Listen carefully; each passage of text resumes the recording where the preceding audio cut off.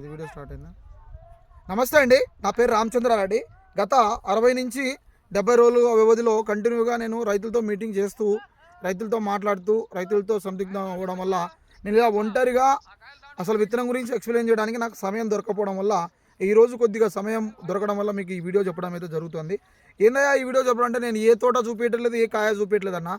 ఎందుకంటే ప్రతి రైతుకి నా తోట చూడడానికి వస్తే, ఏదైతే బాలా భీష్మ తోటలు చూడడానికి వస్తున్న రైతుల ప్రతి ఒక్క రైతుకి నేను కంటితో చూసిన విత్తనాన్ని నమ్మండి, చూడండి, కంటితో చూసిన విత్తనాన్ని మాత్రమే సాగు చేయండి, నచ్చితే అని చెప్తున్నా.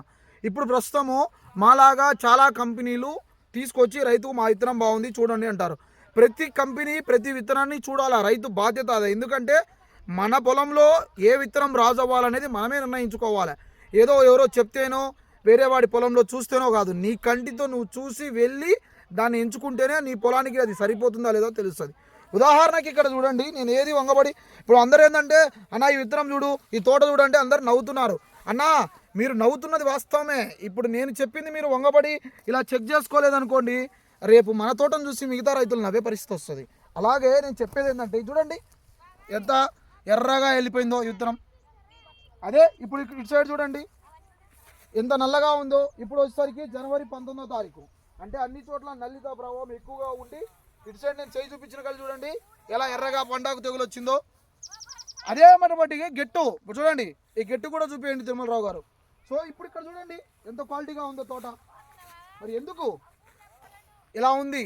ఇలాంటి విత్తనాన్ని మీ కంటి వరకు మీ మొబైల్లోనో వాట్సాప్లలోనో పక్కింటి మిత్రుడో స్నేహితుడో చెబితే వెళ్ళి అతను చెప్పింది వినండి.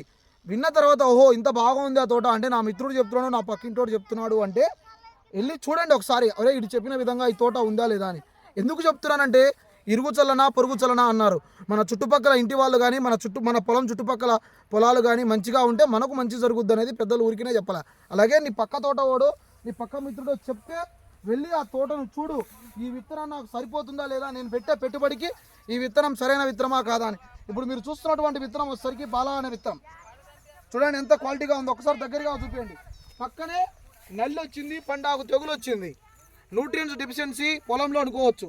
బట్ వైరస్ అనేది వాతావరణంలో ఉన్నటువంటి మార్పుల వల్ల వచ్చేది. అలాంటి వాతావరణ మార్పుల వల్ల వచ్చేటటువంటి వైరస్ను కూడా తట్టుకొని చూడండి ఇప్పుడు చూపిస్తున్నదల్లా పండాకు తెగులు, నల్లి, వైరస్. ఒకసారి ఇలా చూపించండి అండి, ఇక్కడికి దగ్గరికి రండి. చూడండి బాలా అనే విత్తనం. నేనే కాయ చూపాను మీకు, ఓన్లీ చూడండి ఎంత క్వాలిటీగా ఉందో చూడండి. ఇప్పుడు మీరు లైవ్ నడుస్తుంది చూడండి, లైవ్ నుండి వీడియో కూడా తీసుకుంటున్నాం. లైవ్లో చూడండి జనవరి 19వ తారీఖు.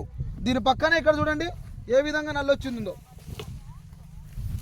చూడండి ఏ విధంగా నల్లి వచ్చిందో.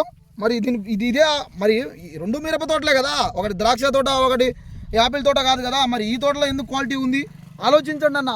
దయచేసి వెసులుబాటున ప్రతి రైతు వెళ్ళి బాలా తోటను చూడండి, ఇక్కడ చూపించండి. వెసులుబాటున ప్రతి రైతు బాలా తోడండి. చూడడానికి వెసులుబాటు లేని రైతు సాగు చేసినటువంటి రైతుతో మాట్లాడి నిర్ణయం తీసుకో రైతన్న.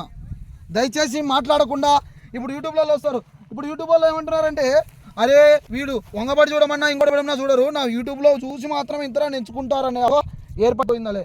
మోసం చేసేవాడు ఎక్కడో ఉండరు, మోసం చేసేవాడిని మనమే తయారు చేస్తారు రైతన్న.